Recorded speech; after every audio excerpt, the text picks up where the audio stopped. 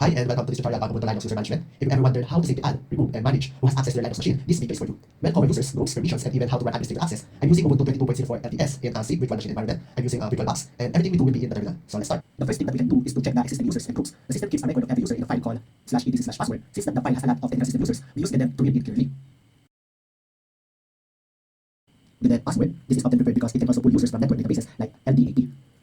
And here is what the lines tell us. So bbox user is your login username. In text, this means your password is encrypted and stored securely in the 86 shadow line. The 1000 number, your unique user ID or UID. On Ubuntu, human users usually starts at 1000. So the 1000 is your primary group ID or GID. The bbox user, this is the Grecos field used for your full name or descriptions. The home bbox user, this is your home folder where your files are kept. And then the binbash, this is the program or the shell that runs when you open the terminal. Now I show you how to list group. So the first is to type the group and see the list group, the bbox user, the sambash share, the test user, and the students groups. And if you want to see only the names without the extra numbers and columns, you can run this command in your terminal. So cat space -d semicolon space -1 space /etc/groups. And now we will see the names without the extra numbers and columns. Next, we will walk through creating a new user on Ubuntu. We will use the add user command because it is an interactive script that handles all the difficult background tasks for you. To create a user, you must use sudo because adding an account is a system-wide administrative change. So the command is sudo add user student1. After you type command, Ubuntu will ask you several questions. This is a new password. Type your password. You will not see any characters or stars while typing. This is a security feature. And then press enter when done. We type new password and we will ask you the full name, room number, work phone. These are the fields. They are optional. You can press enter to skip each one. And this information is correct. Type y if correct. Next is to verify the user permissions. Once the process is finished, you should check if the system actually registered the user. So search the user database. So get the password, the user, that's student number 1. And we will see the informations of the student that we typed previously.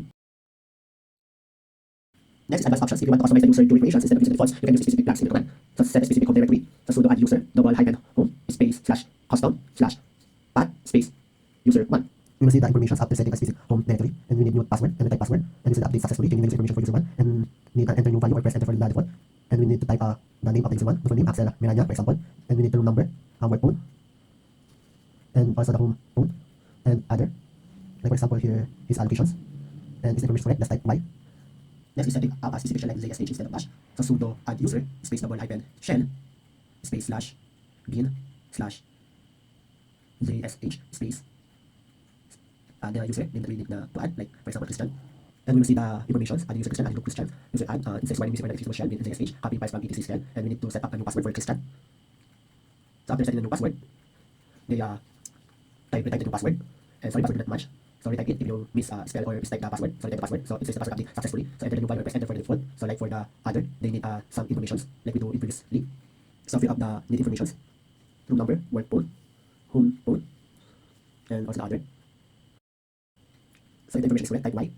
So we successfully setting up a specific shell. Next is setting up the initial group. So sudo add user in group. So for example, the group is developers, and setting up a user, like for example Martin, and says that the group developers does not exist because we are not creating developers yet. So before we proceed to set an initial group, we need to create a group. So we type the command sudo add group.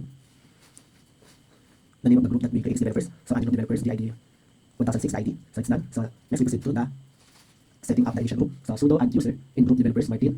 So add user Martin. So we created and setting up the initial group. Now that Martin is in the group of developers, so we type the password. And they need some information like other that we do previously. So full name, room number, work phone, home phone, and other. Is the information correct? That's not y if the information is correct. So we successfully setting an initial group. Next in this tutorial, we will learn how to simply remove a user from your Ubuntu system. Deleting a user is a serious action, as it can affect file ownership and access to data. So the safety considerations, before you delete anyone, consider these two safety rules. Number 1 is backup. Once you delete a user's directory, their files are gone forever. If there is important data, copy it to a safe place first. Next is the orphan files. If you delete a user but keep their files, those files become orphan. They will still exist on the disk, but they won't belong to any active username, only a ghost ID number. So the next step is the deletion command. Ubuntu provides the user command. It is safer and more intuitive than the other user command. So the options: 1 is delete the user but keep their files. Use this if you want to disable their account but save their work for later. So sudo del user, the user name, the user 1, so removing user. So when in group user 1 has no more members, done. So it is successfully removed. Next, if you want to delete the user and delete their home directory, use this if you want to completely wipe the user and their files to save this space. So sudo del user space --remove space --home space the username, for example, that we created previously. So looking for files for backup, removing user Christian, while in group has no more members, done. So we successfully delete it. Next is to removing the user's group. So usually Ubuntu creates a group with that same name as the user. If that group is not empty, you should remove it too. So sudo del group username. It says the group Martin does not exist, means Martin, we wrongly type the Martin because Martin is not a group, it is a username. So we type it. So sudo del group developers. So it says the group Martin still has the developers as their primary group. Next is to verify the deletions to make sure that the user is truly gone from the system's memory. Check the user database and type this command, the password, the username, like for example, user 1. So it means it is successfully deleted. Then get that password Christian. So it means successfully delete it. And then password Martin. So Martin is still here. It is the group name and not the username. Next is to check the home directory folder. So ls /home. So if you use remove home, the user's folder should no longer appear in this list. If you want to perform a complete cleanup in one sequence, so the summary is delete user in the home folder. The command is sudo the user space double hyphen remove hyphen home space the username. Then if you want to check if the entry is gone, so the command is getting password space username. Now we will check if it is the deletion is truly successful. So we type the command getting group developers. So the developers is still here. Next is to check the getting password. So we'll see the different username to be box user, student, and my team. We will see that the deletion of other user name is successfully deleted. Next, this tutorial explains how to update existing user settings in Linux, modifying the user usually with changing their security or passwords or their environment shells and directories. So this step will change the user's password. So this explanations as an administrator, you can reset the user's password. This is useful if a user forget their or for the security updates. So the command is sudo password Martin. So we need to set a new password, and it says the password is shorter than 8 characters, so we need to take another password. So the password do not match, so it means that they will mistype the password. So setting up the new password. So they type the new password. So it says the password updated successfully. So the next is to change the default shell. So the shell is the command line interface the user sees, like bash or sh. If a user prefers a different experience, you can change it using chs or change shell. So we type the command sudo space chs space hyphen s space /bin /bash space the username Martin. So the s stands for shell and the /bin /bash, this is the standard path for the bash shell. So there's nothing happen after enter it. It means it successfully changed the default shell. Next is to change the home directory advance. So sometimes you need to move a user's files to a different hard drive or partition. We use usermod with the -d and -n plans. So sudo space usermod space -d space /home /new folder name, like for example new _ student space -m Martin. -d means sets the path for the new directory. -m means this is the most important part. It moves all the existing files from the old folder to the new one. Then get password Martin, and we will see the information about Martin. So we successfully changed the home directory advance. So the 4 parts of updating existing user settings: number 1, update the password; number 2, ensure they are used the bash shell; number 3, move them to a new home location; and number 4, final checking. Now we will focus on group management. Groups are essential because they allow you to manage permissions for many people at once. Instead of giving 10 people access to a folder individually, you put them in one group and give the group access. So let's begin. So if you want to add a new group, only administrator can create a new group. We use add group to create a new category, like projects or managers. So the command, so we type sudo add group alumni. So adding group alumni, done. So we successfully adding group alumni. So next is to add a user to a group. To put a user into your new group, we use user mod. The -ag flag is the most important part. So A stands for append and G stands for group. This ensures the user keeps their own groups while joining the new one. So the command is sudo user mod space -ag alumni to add to the user B box user. Next is to remove a user from a group. If a user changes departments or leaves a project, you need to remove them from that group. So we use the password with the -d or delete flag. So the command is sudo g password space -d space B box user space the group that we create previously, alumni. So removing user B box user from group alumni. So we successfully removing it. Next is to verify group membership. There are 2 ways to verify your work. You can check from the perspective of the user of the group. So let's see on groups for a specific user. So groups space B box user. So groups B box user is such user. So it means that we mistype the B box user. So we type it. So groups B box user. So B box user sudo. So the output means the group alumni exists, but it is currently empty. Next is the second method. Is see all members of a specific group. So we then group alumni. So we see the alumni.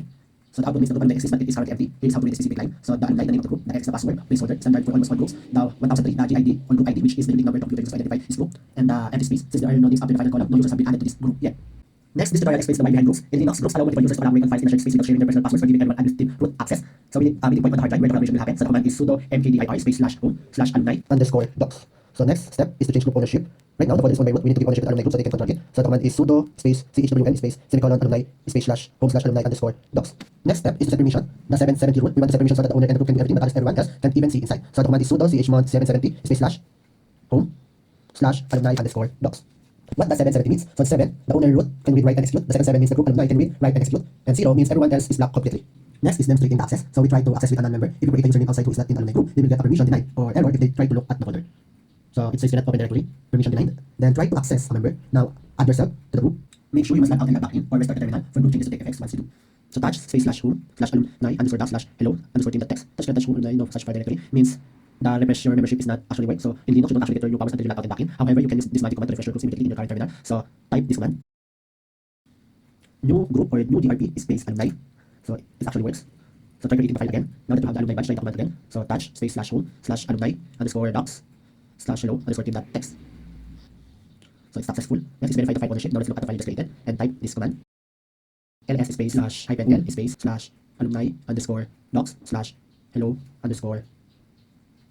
_team.text. So we successfully verified the file ownership. So why our group is useful? Groups are the backbone of professional IT environments for 3 reasons.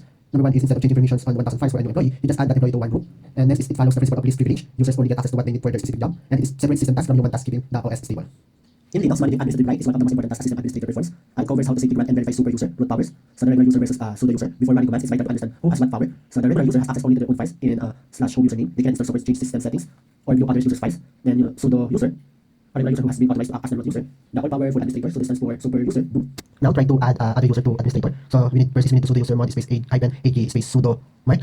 Password for this user, and say this mark does not exist because mark is not part or it does not exist in the username. So we type in sudo user mod -ag sudo martin. So we successfully add a user to the sudo group. On Ubuntu and Debian based systems, any user added to the sudo group automatically gains administrative privilege. Because Debug user is already administrator, we can do sudo apt update. So the update is finished. Next is sudo su space martin. So sudo su space martin. So this code is to switch from Debug user to martin user. So try to update sudo apt space update. So it needs password. So type the password. So type the password if the password is incorrect. So after typing the password, the sudo update is running, means that Martin is already sudo administrator. Next, we try if it is not sudo administrator. The first thing we can do is to switch from Debug user because we try to remove or delete Martin from administrative. Therefore, we try its power access. So to delete Martin as administrator, type this command sudo del user space the username Martin space sudo. So we need a password for the Debug user. So remove the user Martin from group sudo. It means Martin is not longer part of administrator. So next is to try to switch again to Martin user. So sudo su hyphen space Martin. So we switch from Debug user to Martin. So we try if Martin is not in the sudo group and tries to update the system. So type sudo space apt space update. So type the password. So the output must be Martin is not in the subdoers file. This is will be reported. So means that Martin is no longer part of administrator. Giving someone sudo access is like giving them a master key to the entire building. So you should follow the principle of this privilege. Only grant sudo to trusted people. A sudo user can delete the entire hard drive or delete any private file. Do not stay logged in as root. Use sudo for one command at a time to prevent accidental system-wide mistakes. Unlike the shared root account, sudo log is something which user can run which command creating a paper trail for security audits. In a professional environment, keeping a password forever is a security risk. Password policies ensure that if a password is stolen, it eventually becomes useless. So how to manage password length by using the change or change age command? And why password policies matter? Passwords are the first line of defense policies matter because if a password is key, identity expiration ensures the window of opportunity for a hacker to access automatically. It prevents users from using the same simple password for years. Many industries like banking or healthcare legally require password to be changed regularly. So to check current password status before changing anything, you should see when the user's password is currently set to expire. So change space -n space Debug user. So we will see the password expires. If it says never, there is no policy currently active for that user. Next is to set a maximum password age. You can force a user to pick a new password every 90 days. This is a common corporate standard. So sudo change -n space 90 space Debug user. M stands for maximum days. After 90 days, the user will be prompted to change their password the next time they try to log in. This is forced anti-immediate password change. Sometimes you create a temporary password for administrative employee, like welcome 123. For security, you want them to pick their own private password the very first time they log in. So sudo change space -d space o space Debug user. So 0 sets the last password change date to O rather, which I will interpret as 1970. Since the password is not decades old, the system will be clean up the user out until they create a new one under next line 10. To verify your word, run this command again. So sudo change -d o Debug user. To change the result is to type change space -n space Debug user. So we see that it's the password review improvements that we have by users in a secure environment. You don't just set permissions and hope for the best. You will check the logs to see who has been entering the system and if anyone is trying to break in. So why auditing matters? Think of auditing as a security camera of your Linux system. Starting brute force attack thousands of different attacks. If a system file is deleted, you can see who was logged in at the exact time. Many industries require logs to be kept for advanced to prove the system is being monitored. Let's use we recent login or last and last log. Let us keep a record of every successful login and how long the user stayed. The last command will show a list of recent logins including when the system was rebooted. So type last. So it shows the username, the terminal type, the date, and the login duration. This shows the most recent login time for every user on the system. Next is the last log. It's a great way to spot those accounts user who has the habit login for months and should probably be deleted. View failed login attempts. If someone is trying to guess a password, it is recorded in the system authentication log located at var log out log. Search for failed passwords. Since the log file is huge, we use it to filter the only values. So sudo dreb space double quotation failed password space /bar /log /out.log. Likely as the user just forgot their password, hundreds of failures. This usually indicates a bot or hack can try to brute force their way in. So follow the logs in real time. If you suspect someone is trying to log in right now, you can watch the log file as it updates. So sudo tail space -n space /bar /log /authentication.log.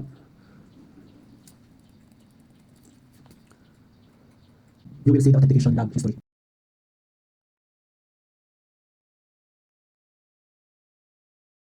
Congratulations! You have successfully completed the fundamental training for user and group management in Ubuntu Linux. By mastering these commands, you have moved from basic user to a system administrator capable of securing and organizing a multi-user environment. Summary of what we covered: creating and deleting users with user and the user, creating groups and using them to manage shared folder access, understanding the 7-7 key rule and the power of Chrome and CH1, managing sudo access and the principle of this privilege, monitoring logs with last and setting password expiration policies with change. Best practice checklist: to keep your system professional and secure, always follow these golden rules. Practice this privilege: never give a user sudo access if they only need to edit one folder. Use group instead. Use last log to find inactive accounts. If a user has left organizations, delete them to reduce the attack surface of your system. Back up before deletion. When using the user, remove home. Double check that there are no critical files in the directory. Once it's gone, it's gone. Always prepare no permissions over individual user permissions for shared projects. It is much easier to manage as your team grows. Practice safely. The commands you learn today, especially sudo del user and CH1, are extremely powerful in a real-world server environment. A single type can lock everyone out or delete the entire system. Always perform your first attempts in a virtual machine, like virtual box. Use the snapshot features to save state before trying advanced commands. That way, if you accidentally break the system, you can teleport back to safely when clean. Now that you have the foundation, you are ready for more advanced automations. I hope you learn from me and good luck to your next journey. Bye-bye.